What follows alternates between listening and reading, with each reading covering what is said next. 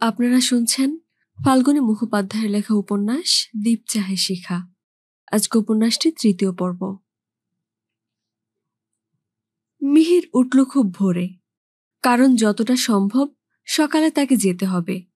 মিহির বেরুল, প্রায় কাছাকাছি এসে পড়েছে মিনিদের বাড়ি। হঠাৎ তার মনে হলো প্রস্তাবটা করা ঠিক হবে কিনা, এবং করলে ওরা অন্য কিছু মনে করবেন কিনা। একবার ভাবল, না, যাবে না ওখানে। আবার ভাবল, একবার যাওয়া তো যাক। প্রাতরাশের সময় তখন। টেবিলে বসে মিনি আর হিরণ চা খাচ্ছিল। মিহিরকে দেখে খুশি হয়ে তারা বলল, আসুন স্যার, আসুন, চা খাবেন। তোমার বাবা কোথায়? মিহির প্রশ্নটা করল। ওদিক থেকে মিনির মা আসতে আসতে বলল, উনি দিল্লি গেছেন, তুমি বসো, চা খাও। মিহির জানত না, জানলে হয়তো সে আজ আসতো না। এখন আর কি করে? মিনি উঠে গেল তার মার কাছে। এক কাপ চা আর কিছু খাবার দিল রমলা মিহিরের টেবিলে। মিনিকে কি ইঙ্গিত করতে সে চলে গেল। মিনি চলে যাবার পর রমলা বলল, তোমার তো এবার বিয়ে করা উচিত মিহির। বিয়ে? হ্যাঁ, বিয়ে। আর বেশি দেরি করা উচিত নয় তোমার। মিহির কিছুটা আশান্বিত হলো এই ভেবে যে তার প্রস্তাব সে রমলা দেবীর কাছেই পেশ করতে পারে। তাই বলল, বিয়ে করা যেতে পারে, তবে কাকে করব তা তো ঠিক করা চাই। সেটা যদি তোমার ঠিক না হয়ে থাকে তা আমরা করব। এই বলে অল্প হেসে রমলা বলল, আমার ইচ্ছে তোমার হাতে গড়া মিনিকে তুমি বিয়ে করো। প্রস্তাবটা আকস্মিক, অতর্কিত এবং অগ্রহণযোগ্য। চুপ করে রইল মিহির কিছুক্ষণ। রমলা আবার বলল, তোমার হাতে মিনিকে দিয়ে আমরা নিশ্চিন্ত হতে চাই। হিরণ ছোট, তোমাকে পেলে আমাদের কাজ কারবারেরও সুবিধে হবে, তুমিই সব দেখতে পারবে। নিঃশব্দে কথাগুলো শুনে গেল মিহির। তার কাছে এ একটা বড় রকমের প্রলোভন। এ প্রস্তাব গ্রহণ করলে সে বিরাট ধনী হয়ে উঠতে পারে। কিন্তু চা খেল মিহির, কোনো কথা সে কিন্তু বলল না। রমলা আবার বলল, তোমার হাতে মিনিকে দেবার ইচ্ছে আমার বরাবরের। এতদিন বলিনি, কারণ মিনি এতদিন ছোট ছিল। আমাকে কথাটা ভেবে দেখতে দিন মা। বেশ বাবা, ভেবেই বলবে। মিহির চলে এলো। নিজের ঘরে এসে ভাবতে লাগলো মিহির কি করা যায়। মিনি অবশ্য খুবই ভালো মেয়ে, এবং তাকে বিয়ে করতে কারো আপত্তি হওয়া উচিত নয়। কিন্তু মিহিরের মন তো মিনিকে চায় না। সে যার স্বপ্ন দেখে সে মিনি নয়, চিনি, অসহায় এক তরুণী, যাকে বিয়ে করে সংসার করা প্রায় অসম্ভব। তবু মিহির তাকেই চায়। এখন সে কি করবে? বিষয়টা নানা দিক থেকে ভেবে মিহির ঠিক করল, এ সম্বন্ধে মিনির বাবার সঙ্গেই কথা বলা উচিত। কারণ রমলা দেবীকে সরাসরি জবাব দেওয়াটা কেমন যেন বিসদৃশ বলে মনে হচ্ছে তার। মিহির পরদিন দুপুরবেলা মিনির বাবার সঙ্গে দেখা করতে গেল তার অফিসে। এ অফিস তার পরিচিত। বেশি দেরি তাকে করতে হলো না। মিনির বাবা ডাকলেন, এসো মিহির, কি খবর তোমার? খবর ভালোই স্যার, একটা কথা বলতে এলাম। বলো।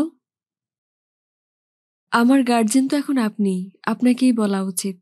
ব্যাপারটা আমার বিয়ে নিয়ে, হয়তো আপনি শুনে থাকবেন মার কাছে।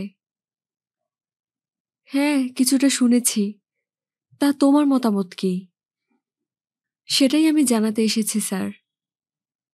বেশ, বলো। বিমলবাবু অপেক্ষা করছেন। মিহির একবার ভেবে নিল, তারপর বলল, মা আমার হাতে মিনিকে দিতে চান, আশা করি আপনি জানেন। হ্যাঁ, জানি। তোমার হাতে মিনিকে দিয়ে আমরা সত্যিই খুব খুশি হব।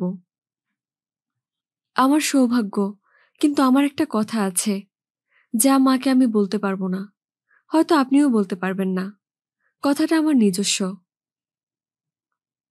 কি কথা মিহির, বলতে আপত্তি আছে? আজ্ঞে না, সে কথাই বলতে এসেছি। মিনি খুব ভালো মেয়ে, তাকে পাওয়া খুবই সৌভাগ্যের কথা, কিন্তু আমি আপনার ওই পঙ্গু মেয়েটির কথাই ভাবছি। তার আর কি করা যাবে মিহির? সহানুভূতি, স্নেহ জানানো ছাড়া তো তার বিষয়ে আর কিছু করার নেই। অবশ্য তার খাওয়া পড়ার ব্যবস্থা আমি যথাসাধ্য করে যাব। শুধু খাওয়া পড়াই কি সব? ওতে কি মানুষের জীবন পূর্ণ হয়? বিশেষত ওই রকম একজন প্রতিভাময়ী মেয়ের জীবন? না, নিশ্চয়ই না। কিন্তু কি করতে চাও? আমি ওকে বিয়ে করতে চাই। মিনির বাবা নিস্তব্ধ হয়ে রইলেন অনেকক্ষণ, কিন্তু তার চোখে মুখে আনন্দের দীপ্তি দেখছে মিহির। বেশ কিছুক্ষণ পরে বিমল বললেন, এ তার পরম সৌভাগ্য মিহির, কিন্তু তুমি কি এটা পারবে করতে? আজ্ঞে হ্যাঁ, আমি দানপণ কিছুই চাইছি নে। শুধু ওর চিকিৎসার জন্য আমাকে কিছু নগদ টাকা সাহায্য করতে হবে আপনাকে। সেটা কিছু বেশি কথা নয় মিহির। আমি চেষ্টা করব তাকে ভালো করতে। যদি ভালো না হয়, যেমন আছে তেমনি থাকবে। তোমার জীবন তাতে বিস্ময় হয়ে না যায়। আপনি আশীর্বাদ করলে অমৃতময় হয়ে যাবে। আমি সত্যি আনন্দিত মিহির, তবু একটা দিন সময় দাও, আমি একটু ভাবব। যে আজ্ঞে, আমি কাল দেখা করব। মিহির বিদায় নিল। ওখান থেকে বাড়ি ফিরে মিহির আত্মপ্রসাদ অনুভব করছে আর ভাবছে, বিমলবাবু নিশ্চয়ই তার পঙ্গু মেয়ের জন্যে এই সুযোগ গ্রহণ করবেন। আবার ভাবল, পঙ্গু মেয়েটি তার নিজের মেয়ে নয়, তার নিজের মেয়ে মিনির জন্যই আমাকে নির্বাচন করা হয়েছে। সেটা তাদের বিশেষ স্বার্থের ব্যাপার। বিমলবাবু এবং রমলা দেবী কি এতটা স্বার্থ ত্যাগ করতে রাজি হবেন? ওদের চোখে মিহির সুপাত্র। সে টিউশনি করে ভালো রোজগার তো করেই, তাছাড়া একটা ভালো কলেজে প্রফেসরিও জোগাড় করেছে এবং ডক্টরেট হবার জন্য থিসিস লিখছে। হয়তো পেয়ে যেতে পারে। তাছাড়া সে কয়েকটা স্কুলের পাঠ্য বই লিখেছে, যা বাজারে বেশ চালু। এইসব নানা কারণে মিহির সত্যই যোগ্য ও সুপাত্র। বয়স তার ৩২, দেখায় ৩০-এর নিচে। চেহারাও তার অতি সুন্দর। পাত্র হিসেবে মিহির যতই ভালো হোক, মিনির সঙ্গে তার বয়সের যথেষ্ট পার্থক্য আছে এবং মিনিকে সে কোনোদিন প্রেমের দৃষ্টিতে দেখেনি। ছোট বোনের মতোই দেখে এসেছে এতদিন। আর যতটা তার জানা তাতে মনে হয় মিনিও মিহিরের দিকে প্রেমের চোখে চায়নি। বর্দার মতো সে শ্রদ্ধা করে মিহিরকে। এ অবস্থায় রমলা দেবীর নির্বাচন খুব প্রশংসনীয় বলে মনে করে না সে। যদি দরকার হয়, এই কথাই বলবে বিমলবাবুকে এবং রমলা দেবীকেও। যদি বিয়ে মিহিরকে করতেই হয় ওখানে, তো চিনিকেই করবে। অন্যথা ও বাড়িতে বিয়ে সে করবে না। মিনিকে বিয়ে করতে সে একান্ত নারাজ, এই কথা সে জানিয়ে দেবে। পঙ্গু চিনিকে নিয়ে জীবনযাপন করা যে কতখানি কষ্টকর হবে, চিন্তাশীল মিহির তা বারবার ভাবল।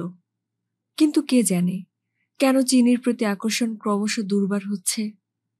ওর সবসময় মনে হচ্ছে চিনিকে সে না পেলে তার বেঁচে থাকা অসম্ভব হবে। কেন যে এমন মনে হচ্ছে সে জানে না, মনকে বোঝাতেও পারল না। চিনিকে মাত্র একদিন চোখে দেখেছে মিহির। অবশ্য তার সম্বন্ধে আগ্রহ এবং মিনি ও হিরণ মারফত খবরাখবর নেওয়া অনেকদিন থেকেই চলছে। তার গানও শুনে এসেছে কিছুদিন যাবৎ। প্রাণের কোন গোপন তারে যেন দিবারজনী সেই গানের সুর ঝঙ্কৃত হয়। কে জানে কেন এই আকর্ষণ। মিহির অনেক চেষ্টা করেও এর কারণ বার করতে পারল না। অবশেষে ঠিক করল, এই প্রেম নৈসর্গিক। একে অস্বীকার করা নির্বুদ্ধিতা শুধু নয়, জীবনের বিড়ম্বিত করা। মিহির তা করবে না। সে চিনিকে বিয়ে করবে।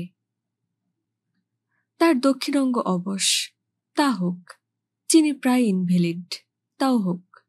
চিনি তার প্রিয়তমা, তাকে যতটা সম্ভব সুখী করবে মিহির। নিশ্চয়ই ভালো হয়ে যাবে চিনি। আর ভালো যদি নাও হয়, তাহলেও চিনি তার বুকে থাকবে। এ বিষয়ে আর কোনো রকম দ্বিধাদ্বন্দ্ব রইল না মিহিরের মনে। চিনিকে সে নিশ্চয়ই বিয়ে করবে।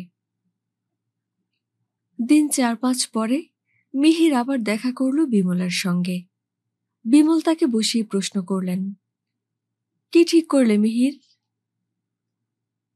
ঠিক করাই তো আছে স্যার, বিয়ে আমি চিনিকেই করব। অবশ্য এখন আপনার অনুমতি পেলেই হয়। আমার পক্ষে এ একটা সৌভাগ্য মিহির, তবে মিনির মা তোমাকে মিনির জন্য চেয়েছিল। তার নির্বাচনে ভুল হয়েছে। মিনি আমার ছোট বোনের মতো, সে আমার বোনই থাকবে। হ্যাঁ, সে কথা সত্যি। যাক, তাহলে এখন সব ব্যবস্থা ঠিক করে ফেলি। তার আগে আমাকে চিনির সম্মতি নিতে হবে, স্যার। আপনি কি তাকে কোনো কথা বলেছেন?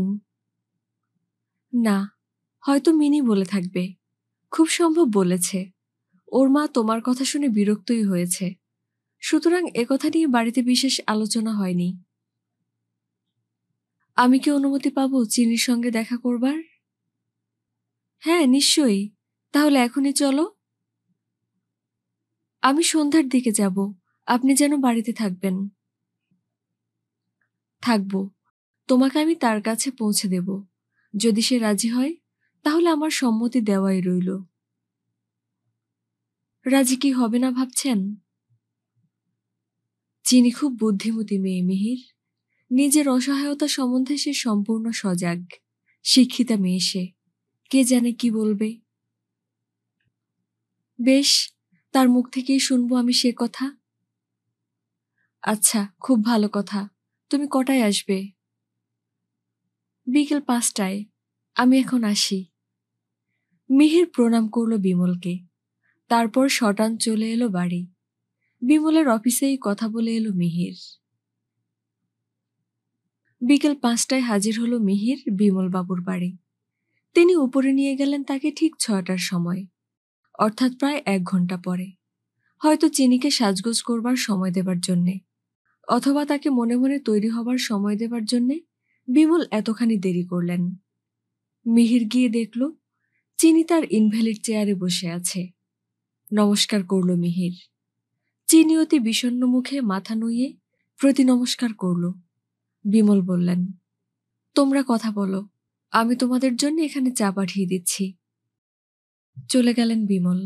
এলো মিনি। বেশ হাসি খুশি ভাব তার। এসেই বলল, আগে দিদি একখানা গান গাইবে, শুনুন, তারপর আপনাদের কথা হবে। আচ্ছা। চিনি কিছুটা ইতস্তত করছে। মিনি জোর করে ওকে ধরে বলল, গাইবি, গাইতে হবে। উনি তোর গান ভালোবাসেন। গা দিদি। বাজনা? আমি বাজাচ্ছি। মিনি আরম্ভ করে দিল একটা যন্ত্র নিয়ে। এ সঙ্গত নয়, কোনো রকমে গাওয়া চলে মাত্র।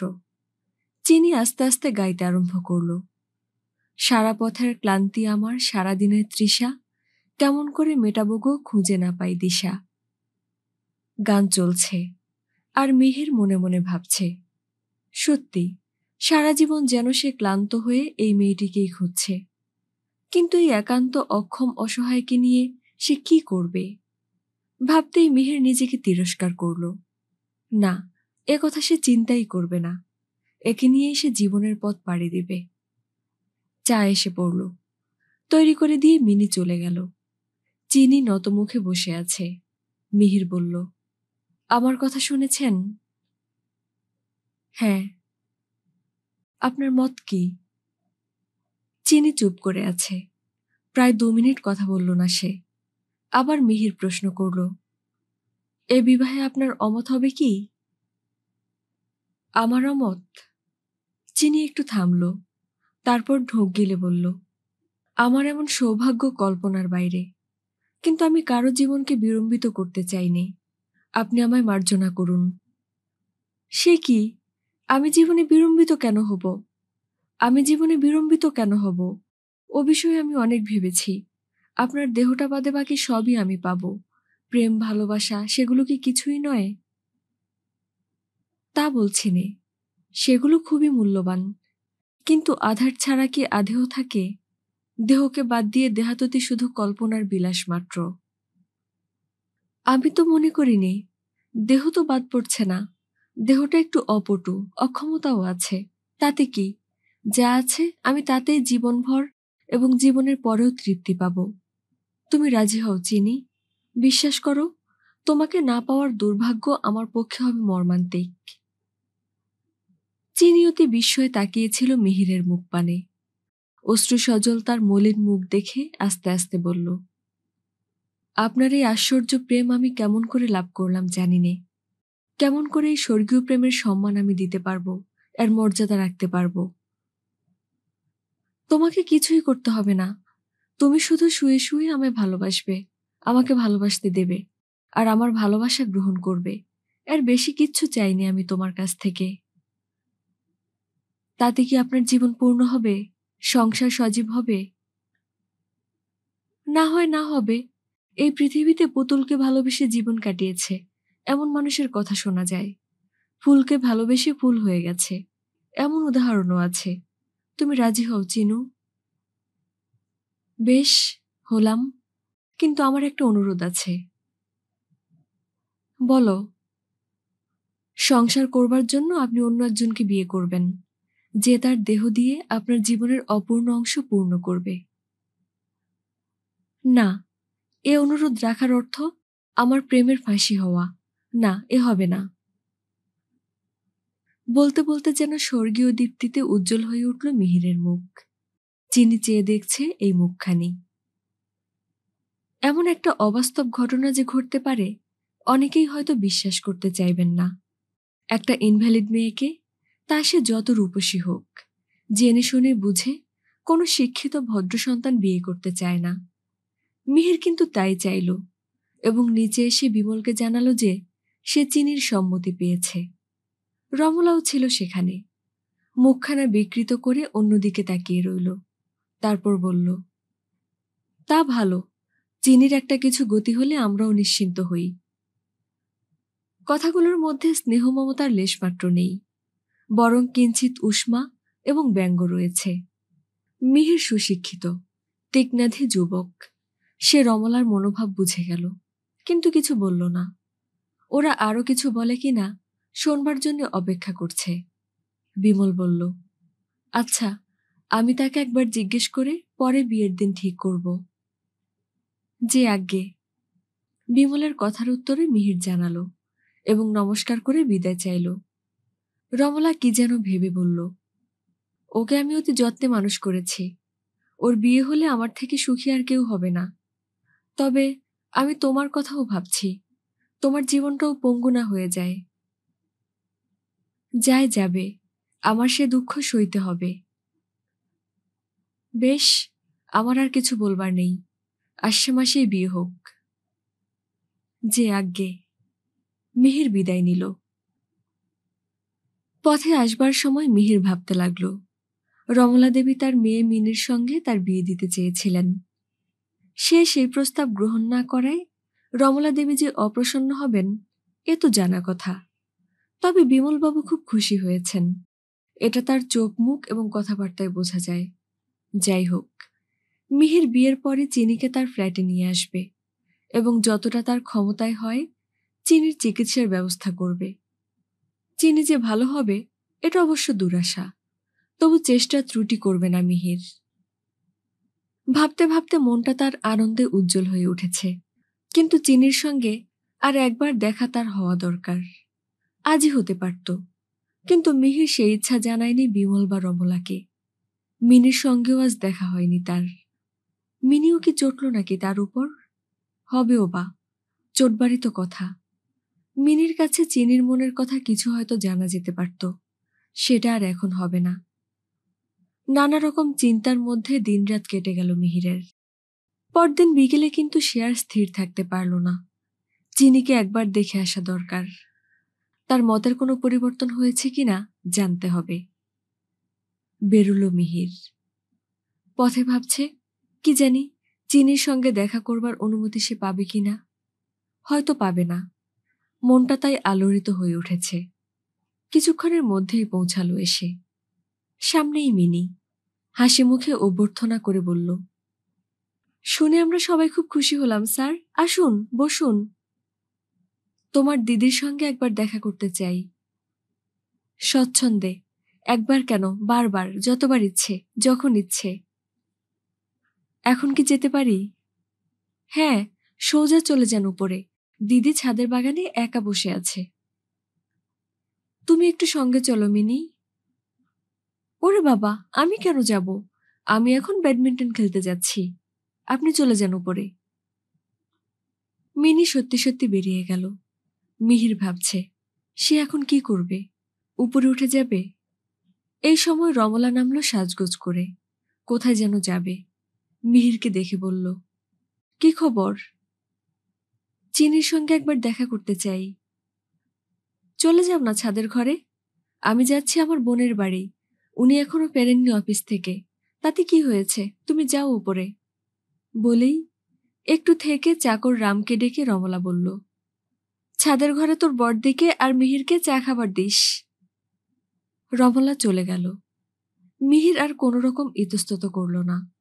একটা শব্দ করে উপরে উঠে এলো মিহির। চিনি হেনা গাছটার ঝোপের আড়ালে বসেছিল। উঁকি দিয়ে দেখল, তার বিষণ্ণ মুখে ক্ষীণ হাসি। মিহির এসে বসল চিনির কাছে, একটা বেতের মোড়া টেনে নিয়ে। মিনিট খানেক কোনো কথা নেই। চিনি নত মুখে বসে আছে। মিহিরই মুখ খুলল প্রথমে, আস্তে আস্তে বলল, আসছে মাসে তোমায় নিয়ে যেতে পারবো? ক্ষীণ হাসি হাসল চিনি। হাসিটা তার অত্যন্ত মিষ্টি, কিন্তু বড্ড করুণ। মমতায় সারা মন প্রাণ ভরে উঠল মিহিরের। বলল, বিশ্বাস হচ্ছে না। ওর দিকে তাকিয়ে চিনি প্রায় 5-7 সেকেন্ড দেখল, তারপর মুখটা নামিয়ে আস্তে আস্তে বলল, আমার যেন স্বপ্ন মনে হচ্ছে। আমি কি সত্যিই জেগে আছি? হ্যাঁ, কিন্তু স্বপ্ন কেন মনে হচ্ছে তোমার? এত বড় সৌভাগ্য কি আমার হবে? হবে, হয়েছে। আমার ঘর আলো করে থাকবে তুমি। আমি তো পঙ্গু, আমাকে নিয়ে কি যে আপনি করবেন বুঝি না। তোমাকে আমার জীবনের সাথী করেই সারা জীবনটা কাটাবো। পারবেন তো? দেখুন, আমি এখনো আপনাকে সতর্ক হতে বলছি। নিশ্চয়ই পারবো, আর এ না হলে আমার পক্ষে বাঁচা সংকট হবে। কেন, আমি কি এমন? তা জানি নে, আমার মনে হচ্ছে তুমি আমার অনন্তকালের সঙ্গিনী। চিনি আর কিছু বলল না। বেয়ারা চা খাবার নিয়ে এলো। এক হাতে চা ধরতে অসুবিধা হয় চিনির। মিহির সাহায্য করছে। বলল, আমার বাঁ হাতটা দিয়ে তোমার ডান হাতের অভাব মেটাবো। জানি না আমার অদৃষ্টে কোথায় এত সুখ লেখা ছিল। চা তৈরি করে দিল মিহির চিনিকে। ওর ডান হাত অকর্মণ্য, কিন্তু বাঁ হাতের খুব ভালো কাজ সে করতে পারে। আজ কিন্তু বিশেষ কিছু করল না। মিহিরই চা করল, খাবার ঠিক করে দিল চিনিকে। খেতে খেতে বলল, একটা গান গাইবে? গাইতে পারি, কিন্তু বাজাবেন তো? হ্যাঁ, আমি অবশ্য খুব ভালো বাজাতে পারি নে। আপনি হারমোনিয়ামটাই হাওয়া দিন, আমি বাজাচ্ছি। মিহির হাওয়া দিতে লাগল। চিনি বাজাতে বাজাতে গাইল, সারা পথের ক্লান্তি আমার, সারা দিনের তৃষা, কেমন করে মেটাবো গো খুঁজে না পাই দিশা। গান শেষ হলে মিহির বলল, এই গানটাই তোমার বিশেষ প্রিয়, তাই না? হ্যাঁ, খুব ভালো লাগে আমার। বেশ, আরেকটা গাও। চিনি এবার গাইল, এত প্রেম সখী এত ভালোবাসা, কেমনে আছে সে পাশরি, সে কি বহে না মলয় সমীর, সে থাকি বাজে না বাঁশরি। অতি মধুর তার কণ্ঠস্বর, সন্ধ্যার আকাশকে যেন মন্দির করে তুলছে। মিহির গান শুনল পরিতৃপ্ত হয়ে। বলল, তোমাকে ভালো করবার চেষ্টাও আমায় করতে হবে। ও আর হবে না। বাবা বিস্তর চেষ্টা করেছেন, কোনো ফল হয়নি। আমি তোমায় বিদেশ নিয়ে যাব। যাবেন, কিন্তু অনর্থক অর্থ নষ্ট হবে। ভালো আমি আর হব না। না হও নাই হবে, আমার বুকে লুটিয়ে থাকবে তুমি। চিনি তাকালো এবং মৃদু হেসে আবার বলল, আমার আমিকে আমি সমর্পণ করলাম। এখন আপনার যা ইচ্ছে করবেন। আমার আশঙ্কা, আমি আপনার জীবন নষ্ট না করি। আমার জীবন সার্থক হয়ে উঠবে তোমার পরশে। চিনি আর কিছু বলল না। মিহির আরো মিনিট খানেক বসে রইল। হয়তো আরো কিছু কথা বলতে চায়, কিন্তু হিরণ এসে পড়ল। বলল, স্যার, আমাকে একটু পড়াবেন? আচ্ছা চলো, পড়তে বসোগে, আমি যাচ্ছি। হিরণ কিন্তু গেল না। ওর ইচ্ছে মিহিরকে সঙ্গে নিয়ে যায়। আসুন স্যার। হ্যাঁ, যাই। চিনিকে বলল, আজ আসি তাহলে। আসুন। মিহির ধীরে ধীরে নেমে এলো নিচে। এসে হিরণকে পড়াতে বসল। কিছুক্ষণ পরে রমলা এলো, এসে বলল, কথা তো হলো, এবার বিয়ের সব ব্যবস্থা করি। হ্যাঁ মা, কথা পাকা। পরদিন কি ভেবে মিহির গেল তার এক ডাক্তার বন্ধুর বাড়ি, সদ্য বিলেত ফেরত। এখনো খুব বসার জমাতে পারেনি। নাম সত্যব্রত রায়। উনি সব কথা শুনলেন মিহিরের মুখ থেকে। ভেবে বললেন, তাকে না দেখে আমি কিছু বলতে পারবো না। যদি দেখা যায় রোগটা সারতে পারে, তাহলে তাকে বিলেত পাঠাবার ব্যবস্থা করে দেব। তুই আমাকে একটা কল দে। বেশ, আমি কালই কল দেব তোকে। পরামর্শ করে মিহির বাড়ি ফিরল। পরদিন সকালেই সে বিমলের বাড়ি গেল। রমলা এবং বিমল চা খাচ্ছিল। মিহিরকে সাদরে অভ্যর্থনা করে বসালো। চা দিয়ে প্রশ্ন করল, কি খবর মিহির? খবর ভালো। আমার এক বন্ধু বিলেত ফেরত ডাক্তার। কাল তাকে বললাম চিনির অসুখের কথা। শুনে সে একবার দেখতে চেয়েছে। অনুমতি করেন তো আজই তাকে কল দেই? বেশ তো, দাও। কখন আসবেন তিনি? ফোন করে জিজ্ঞাসা করব?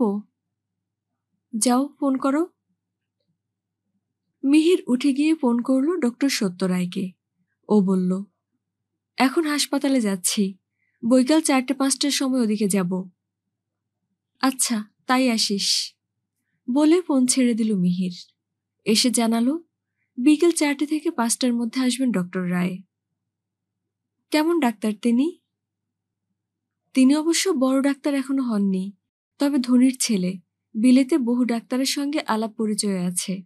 হয়তো কোনো ভালো ডাক্তারের কাছে আমাদের পরিচয় দিতে পারেন। আচ্ছা, খুব ভালো। দেখো চেষ্টা করে। তবে তার আগে চিনিকে তুমি বিয়ে করো। হ্যাঁ, নিশ্চয়ই। আসছে মাসেই বিয়ে হবে, কেমন? আজ্ঞে হ্যাঁ, সে কথা তো পাকা আছে। আমি বিকেলে আসবো ডক্টর রায় আসার আগেই। মিহির চলে গেল বিকেলে আসবার কথা বলে। বিকেলে একটু আগেই এলো মিহির। বিমল এবং রমলা অপেক্ষা করছিল ওর জন্য। এই অপেক্ষা করার অবশ্য অন্য একটা কারণ আছে, সেটা ক্রমশ প্রকাশ্য। ডক্টর সত্য রায় এসে পৌঁছল 5টার কাছাকাছি। সাদরে তাকে অভ্যর্থনা করল ওরা। নমস্কারাদি আদান প্রদানের পর স্বয়ং রমলা বলল, আসুন ডক্টর রয়, আমি ইন্ট্রোডিউস করিয়ে দেই। ধন্যবাদ, চলুন। ওকে নিয়ে উপরে এলো রমলা, সঙ্গে বিমল এবং মিহির। চিনি একটা সোফায় শুয়েছিল। পাশে ছিল সুসজ্জিতা মিনি। ও গাইছিল, ওগো সুন্দর, মনের গহনে তোমার মূরতিখানি ভেঙে ভেঙে যায়, মুছে যায় বারে বারে, বাহির বিশ্বে তাই তো তোমারে টানে। সুন্দর সুমিষ্ট গলা, সুন্দরী তরুণী মিনি। ডক্টর সত্যরায় দেখল, শুনল তার গান। গানটা শেষ হলে রমলা ওদের পরিচয় করিয়ে দিল। চিনি তার পালিত কন্যা, মিনি আত্মজা। এবার রোগিণীকে পরীক্ষা করবার কথা। কিন্তু চা খাবার এসে পড়লে ডক্টর রায় সবিনয়ে বলল, আগে আমি রোগীকে দেখি। তারা কিসের? চাটুকু খেয়ে তারপর দেখবেন, বিমল বলল। আচ্ছা। ডক্টর সত্যরায় ছাদে পাতা চায়ের আসরে এসে বসল। মিনি চা পরিবেশন করছে। চিনির রোগের ইতিহাসটা বলছে বিমল। আমার এক বন্ধুর মেয়ে চিনি। জন্মের পরেই মা মারা যায়। আমাদের তখন কোনো সন্তান ছিল না, তাই ওকে আমি নিয়ে আসি সন্তান স্নেহে মানুষ করবার জন্য, এবং এতদিন আমরা তাই করেও এসেছি।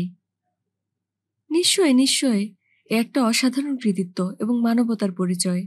অসুখটা হলো তবে কবে? ওর 7 বছর বয়সে টাইফয়েড রোগ হয়। ডান দিকের অঙ্গ পঙ্গু হয়ে যায় সেই অসুখে। আর সবই ওর ভালো। এমন শান্ত বুদ্ধিমতী মেয়ে আর দেখা যায় না। আমার ছেলে মেয়ে তো দিদি বলতে অজ্ঞান। ওর কোনো রকম অযত্ন ওরা সহ্য করতে পারে না। মিহির ওকে বিয়ে করবে জানতে পেরে ভাই বোনে নাচছে আনন্দে। সত্যিই খুব ভালো ছেলে মেয়ে আপনার। চা খাওয়া শেষ হলো। চিনি এতক্ষণ তার চেয়ারে বসে ছটফট করছে। তার এই অধীরতা অন্য আর কিছুর জন্য নয়, তাকে পরীক্ষা করে ডাক্তার কি বলেন তা জানবার জন্যে। ডক্টর রায় এবার এলেন চিনিকে দেখতে। তার ডান হাত এবং ডান পা দেখলেন। আরও কী সব দেখে পরীক্ষা করলেন, প্রশ্নও কিছু করলেন চিনিকে।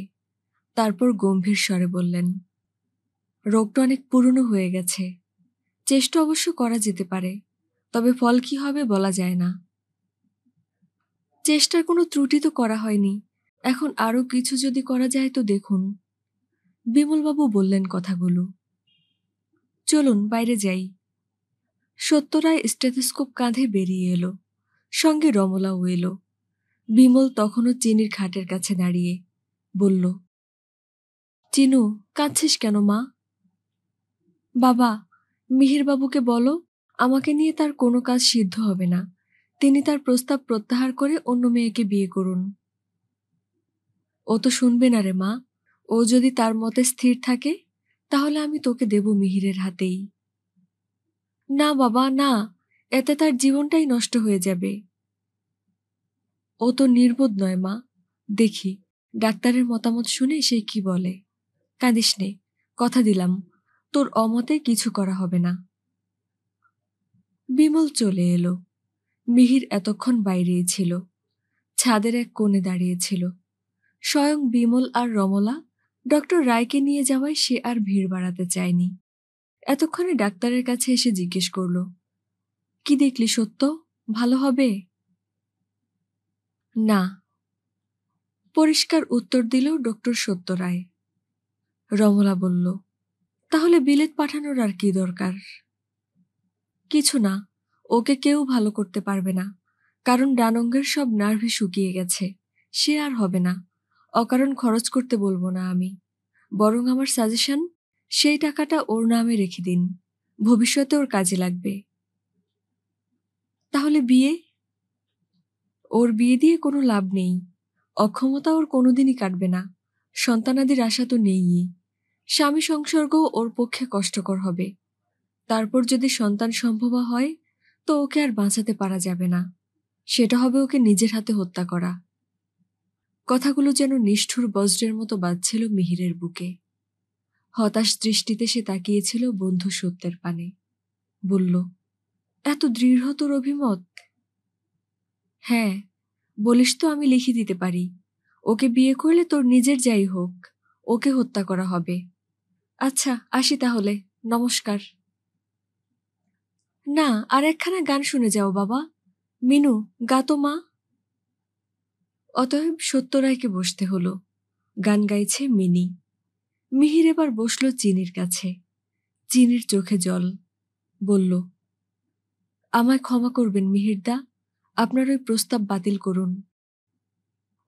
না না চিনি, আমার প্রস্তাব ঠিকই আছে, ও বাতিল করা সম্ভব নয়। বিয়ে আমি তোমায় করবই, তাতে যাই হোক, আমাকে তুমি শুধু মেনে নিও, আমার আর কারো অভিমত নেবার দরকার নেই। কি আপনি করবেন আমাকে নিয়ে? বহুবার বলেছি তো, তুমি শুধু আমার অন্তর আলো করে থাকবে। চিনির চোখে আবার জল এলো। এই প্রেম, এই স্বর্গীয় ভালোবাসার প্রতিদান সে দেবে কি করে? তবু বলল, আমার কিছু বলার নেই, আর যেটুকু আমি পেলাম তাতেই আমার জীবন ভরে থাকবে, এরপর আপনি যা ইচ্ছে করবেন। একটু থেমে বলল, আমার সিঁথিটাই একটু ছোঁয়া দিয়ে যান। মিহির ওর সিঁথি স্পর্শ করল, চিবুকে আঙুল দিয়ে আদর করল, চোখে মুখে একটা চুমু খেলো, তারপর নিঃশব্দে চলে এলো বাহিরে। সত্যরাই বেরুচ্ছে, মিহিরও তার সঙ্গে বেরিয়ে এলো। সত্য বলল, আচ্ছা, কি আহম্মকি করছিস তুই? ওকে বিয়ে করে কি হবে? কি জানি কি হবে, তবে বিয়ে যদি করি ওকেই করব আমি। তোর হাতে আমার ছোট বোন শুক্তিকে দেব আমরা, ওকে বাদ দে মিহির। শুক্তিকে? অত বড় স্বপ্ন আমায় দেখাস নে সত্য, শক্তির যোগ্য নই আমি। তুই যোগ্য কিনা আমরা দেখব। শোন, বোকামি করিস নে, ওর অসুখ সারবে না কোনোদিন। আচ্ছা চললাম। ডক্টর রায় চলে গেল। সব যেন শূন্য করে দিয়ে গেল মিহিরের। শুধু শূন্যই করল না, একটা আশাতীত আশা জাগিয়ে দিয়ে গেল তার মনে। শক্তিকে সে বিয়ে করতে পারবে, এমন কল্পনা কোনোদিন করেনি সে। উত্তেজিত মনটাকে একটু ঠান্ডা করবার জন্যে মিহির একটা পার্কে গিয়ে বসল। ভাবতে লাগলো, শুক্তিকে কেন সে বিয়ে করবে? কেনই বা সত্য ডাক্তার এমন প্রস্তাব দিল?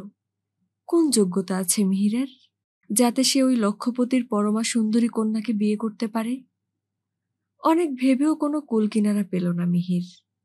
অতঃপর ভাবল, সে এখন অধ্যাপক, তাই হয়তো সত্যরায় তাকে তার বোনের জন্য নির্বাচন করেছে। কিন্তু না, এই কিছুতেই হতে পারে না। চিনির মুখখানা মনে পড়ছে তার। আত্মসমর্পিতা ওই তরুণী হয়তো তার অপূর্ণ আশা পূরণ হবার আশায় অধীর হয়ে রয়েছে। এই প্রলোভন মিহিরই তাকে দেখিয়েছে। এখন নিজে সে শুক্তির লোভে চিনিকে ত্যাগ করলে মানুষের ধর্মের মর্যাদা থাকে না। না, এরকম সে ঘুরতে দেবে না। অশান্ত মনকে কিছুটা শান্ত করে বাড়ি ফিরল মিহির। পরদিন বৈকালে মিহির গেল সত্যরায়ের বাড়ি। সত্যরায় তাকে অনুরোধ করে গেছে, তাই গেল সে। সত্য তখন বাড়ি ছিল না। মিহিরকে অভ্যর্থনা করল শুক্তি, সুবেশী সুন্দরী তরুণী। বলল, নমস্কার, আসুন, দাদা একটু বাইরে গেছেন, ঘণ্টাখানেকের মধ্যে ফিরবেন। আচ্ছা, আমি তাহলে পরে আসব। না, বসুন, ততক্ষণ অন্তত এক কাপ চা খান। তা দিন, বলে বসল মিহির। এই আমন্ত্রণ সে উপেক্ষা করতে পারল না। বেয়ারা এলো, চা খাবার এলো তার সঙ্গে। শুক্তি পরিবেশন করছে। মিহির এর আগে দেখেছে শুক্তিকে, তবে ঘনিষ্ঠ আলাপ হয়নি। আজ সে অত্যন্ত কাছাকাছি এসেছে শুক্তির, এত নিকটে, ছোঁয়া যায় যেন। শুক্তির সাজসজ্জা পরিপাটি। তার রূপৈশ্বর্যকে সে শতগুণ বাড়িয়ে তুলেছে বর্তমান যুগের প্রসাধনের দৌলতে। তার সর্বাঙ্গ ঘিরে একটা সুমিষ্ট সৌরভ। দেহলতায় একটা হিল্লোলের মাধুর্য যেন মনোহারিণী। প্রলোভনটাকে জয় করবার চেষ্টা করছে মিহির। কিন্তু এই দুর্জয় লোভ, এতটা আশা কেন দিল সত্য তাকে? তার জীবনে শুক্তির আশা সে কোনোদিনই করেনি। চিনির উপর তার প্রেম কি নিছক সহানুভূতি, একটা করুণার ছদ্মবেশ? হয়তো তাই। নইলে শুক্তিকে দেখে সে এতটা মুগ্ধ হবে কেন? কেনই বা শুক্তির প্রতি এই আকর্ষণ তার? মিহির আত্মসমালোচনা করছে, আত্মবিশ্লেষণ করছে। এবার মিহিরকে গান শোনাবে শুক্তি। তার আয়োজন চলছে অন্য একটা ঘরে। একজন ওস্তাদ, খুব সম্ভব শুক্তির গানের মাস্টার, যন্ত্রগুলো ঠিক করছেন। ঘরে আরো দুটো মেয়ে রয়েছে। মাস্টার মশাই ডাকলেন, এসো শুক্তি। হ্যাঁ স্যার, যাই। আসুন মিহিরদা, দাদা না আসা পর্যন্ত গান শুনুন, গান তো ভালোবাসেন আপনি। হ্যাঁ, চলুন। আসরের একধারে এসে বসল মিহির। শুক্তির গলা অসাধারণ কিছু নয়, তবে গান শিখছে ভালো ওস্তাদের কাছে। তার গানের মূর্ছনায় একটা অব্যক্ত আনন্দ জাগে। সত্যি ভালো লাগলো মিহিরের শুক্তির গান। মনে মনে বলল, বেশ সুন্দর গায় তো শুক্তি। আপনি একখানা গান শোনান মিহিরদা। গান শোনাবো আমি? কেন? আমার গলা তো গর্ধবের, তার উপর গানের ব্যাকরণ আর স্বরলিপি দেখলেই ভয়ে আটকে উঠি। এর পরের কারণটা আরো করুন। কেন? গান আমার দ্বারা হবে না, তাই বাজনা শিখতে গিয়েছিলাম, বেহালা। একদিন আমার গুরু রেগে আমার পিঠে ছড় দিয়ে এক চাবুক মেরেছিলেন, এখনো তার দাগ আছে। মিহির তার আদ্যের পাঞ্জাবির কিছুটা তুলে দেখালো। সবাই হেসে উঠল। শুক্তি কাছেই বসে আছে। মিহিরের দেহের কান্তি সুন্দর, উজ্জ্বল। লুব্ধ হচ্ছে শুক্তি। সে ওই দাগটার উপর সযত্নে হাত বুলিয়ে দিতে দিতে হয়তো মুখখানা নামিয়ে একটা চুমু খেয়ে নিল। কেউ তা টের পেল না, পেল শুধু মিহির। সে তরিতে চাইল শুক্তির দিকে। মুগ্ধা শুক্তি নিঃশব্দে তাড়াতাড়ি পাঞ্জাবিটা ঠিক করে দিল। মিহির বুঝল, শুক্তি তাকে সর্বাঙ্গ দিয়ে চাইছে। এতটা সে আশা করেনি। এত সহজে, এত অনায়াসে শুক্তিকে পাওয়া সম্ভব বলে মনেই করেনি মিহির। ব্যাপারটা কি ঘটে গেল অন্য কেউ জানল না। সত্য ফিরে এলো। শুক্তি! সত্য বোনকে ডাকল, বলল, মিহিরকে বাবার সঙ্গে পরিচয় করিয়ে দিয়েছিস? না দাদা, পরিচয় তো আছেই, বাবা তো ভালোভাবে চেনেন ওকে। তাহলেও অনেকদিন পরে এসেছে মিহির, পরিচয়টা নতুন করে হোক। আয় মিহির, বাবার সঙ্গে দেখা করবি। চল, তাকে প্রণাম করে আসি। সত্য মিহিরকে নিয়ে দোতলায় উঠে এলো। সত্যর বাবা ডক্টর গোপেন রায় বসেছিলেন একটা চেয়ারে। সারা জীবন অধ্যাপনা করেছেন, এখন অবসরপ্রাপ্ত। তবে অবসর তার নেই। কতকগুলো পাঠ্যপুস্তকের লেখক তিনি। তারই সংস্কারের কাজে প্রায় লেগেই থাকেন। আজও একটু আগে একটা বইয়ের প্রুফ দেখছিলেন তিনি। সত্য নিয়ে এলো মিহিরকে ওর ঘরে। মিহির ওকে প্রণাম করতে ডক্টর রায় বললেন, তোমাকে দেখেছি তো, কি যেন নাম তোমার? মিহির। হ্যাঁ হ্যাঁ, মিহির। এখন কি করছো? প্রফেসরি আর টিউশনি করি। কোন কলেজ? মিহির কলেজের নাম বলল। ডক্টর রায় আবার বললেন, বাংলা রূপকথা বইটা কি তোমার লেখা? আগে হ্যাঁ, পড়েছেন কি? না, পড়বার সুযোগ এখনো হয়নি, নাম শুনেছি। বইখানি নাকি ভালো হয়েছে। আমি কালই একখানা এনে দেব, একবার চোখ বুলিয়ে দেবেন দয়া করে। আচ্ছা আচ্ছা, দেব। সময় আমার খুব কম, তবু নিশ্চয়ই দেখব। বসো। আজ্ঞে না, আজ আর বসবো না, অনেকক্ষণ এসেছি, নিচে ছিলাম, সেইখানেই চা খেলাম, এবার বাড়ি যাব। আচ্ছা, এবার এসো। আর হ্যাঁ, বিয়ে করেছ? আজ্ঞে না, এখনো অবসর পাইনি। এবার করো, আর দেরি করা ঠিক নয়, ছেলে মেয়ে মানুষ করতে হবে। আজ্ঞে হ্যাঁ, দেখি। মিহির আবার প্রণাম করল এবং বিদায় নিল। সত্য সঙ্গে আছে, নিচে আসবে। সত্যর মা এসে পড়লেন। মিহির তাকেও প্রণাম করল। মা বললেন, তুমি অনেকদিন আসনি মিহির, কেন বাবা? সত্য বিলেতে ছিল, তাই আসেনি মাসিমা। তাতে কি, আমরা তো ছিলাম। আবার কবে আসবে বাবা? আসবো, হয়তো কালই আসবো। উত্তর দিতে দিতেই সিঁড়ি দিয়ে নামতে লাগলো মিহির। কারণ ওর মনে চিন্তার বান ডেকেছে।